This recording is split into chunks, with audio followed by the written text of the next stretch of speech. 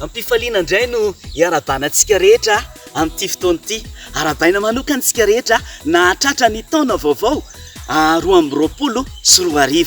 Tena fahasoavana zany ary tena fitahian'Andriamanitra zany. Dia faly be indray tsika hiaraka indray mandritra nyity taona ity, hianatra zavatra maromaro ao amin'Andriamanitra. Tena tsara nge mianatra tenin'Andriamanitra ary te haporisika anao sahady zay tena azoto hianatra tenin'Andriamanitra satria zany tena tsara indrindra ary mahatsara ny fanahintsika, mahatsara ny toetrantsika, mahatsara ny fiainantsika isan'andro isan'andro.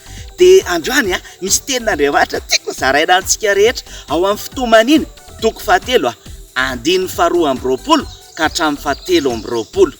Nda hoe averintsika fitomanina toko 7 2:20 ka hatramin'ny 7:20. Hoy ny tenin'Andriamanitra manao hoe fa ny famindram-pon'i Jehova no tsy nahalany ritratsika fa tsy mitsahatra ny fiantrany. Vaovao isa-maraina zany, lehibe ny fahamarinanao. Ahoana zany tenin'Andriamanitra zany? Zany tenin'Andriamanitra zany dia milaza hoe matoa zany mbola misy olona be dia be velona eto ambony tany.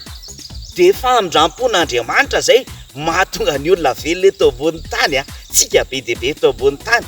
Fa matoa zay mbola tsy ripaka maty dolo tsy misy olona tsony eto ambony tany. Dikan'izany hoe mamindra fo amintsika Andriamanitra. Dia zasy ianao zany androany matoa velona dia namindran'Andriamanitra fo. Hainao ve zany mamindra fo zany? Zany mamindra fo zany dia ohatran'izao. Indray mandeha tao anaty baiboly dia nisy tantara ohatran'izao.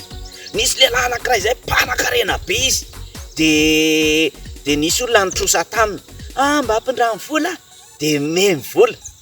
Dia rehefa tonga amin'ny fotoana andoavana an'ilay trosa dia tonga ilay olona dia ozy izy hoe za tsy manana vola andoavana an'ilay trosanao fa ahoana no atao?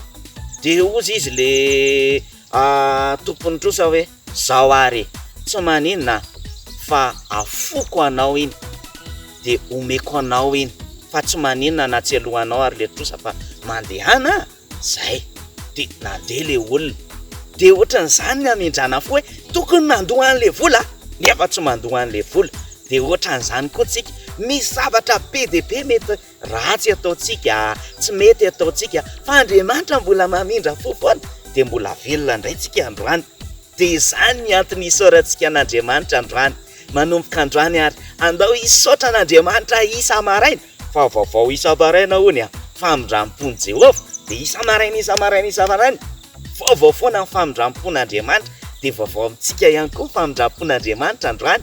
Dia matoa zany tsika velona indray amin'ity 2022 ity dia famindram-pon'Andriamanitra. Raha velona ianao rapitso, famindram-pon'Andriamanitra. Tsy noho ny sakafo no hanao tsy noho ny zavatra nataonao hoe satria endry be dia velona androany, fa noho ny famindram-pon'Andriamanitra dia velona indray tsika androany. Dia andao fisaorana an'Andriamanitra indray no hanomboantsika nyity taona vaovao ity. Hisaotra an'Andriamanitra dia mandra-pahatonga amin'ny faran'ny taona isan'androntsika saotra fa nivelominao indray noho ny famindram-ponao. Rapitso indray ianao, saotra Andriamanitra fa nivelominao noho ny famindram-ponao. Raha afaka pitso indray, saotra Andriamanitra fa novelominao noho ny famindram-ponao. Janvier, février, mars, avril, mai, juin, juillet, août, septembre, octobre, novembre, décembre. Isan'androntsika dia ilaza hoe saotra Andriamanitra fa famindram-ponao indray mbola mampavelona anahy androany. Dia hotahian'Andriamanitra daholo tsika hiaina ao amin'ny famindram-pon'Andriamanitra foana anitsika dia hotahian'Andriamanitra amin'ny manaraka indray.